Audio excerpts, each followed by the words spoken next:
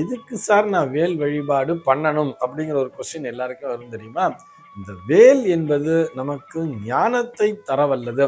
அந்த ஞானத்தின் மூலமாகவே எதிரிகளை வெற்றி கொள்ளக்கூடிய திறனை நமக்கு தரக்கூடியது.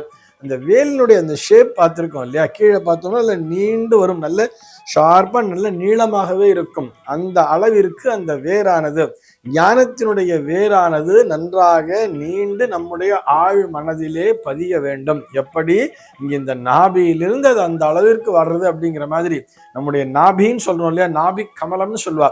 அதிலிருந்து தான் நம்முடைய அந்த நாபியிலிருந்து தான் இந்த ஞானமானது தோன்றும். இந்த அளவிற்கு அப்படி நீளமா வந்துடுறது. அதற்கப்புறம் பார்த்தோம்னா இப்படி விரிகிறது, நம்முடைய முகம் விரிகிற மாதிரி இப்படி விரிஞ்சு மறுபடியும் மேலே ஷார்ப்பா கொண்டு போய் நிறுத்துறது. இந்த மேலே ஷார்ப்பா கொண்டு போய் நிறுத்துறதுங்கிறது ஒரு புறம் இருக்கட்டும், நடுவுல இப்படி விரிஞ்சு அகலமா வர்றது இல்லையா?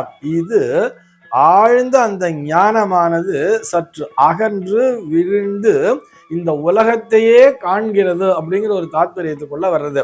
இந்த உலகத்திலே இந்த அண்டா சராச்சரங்களிலும் நீக்கமர நிறைந்திருக்கக்கூடிய அனைத்து விஷயங்களையுமே நமக்கு கற்றுத்தருகிறது.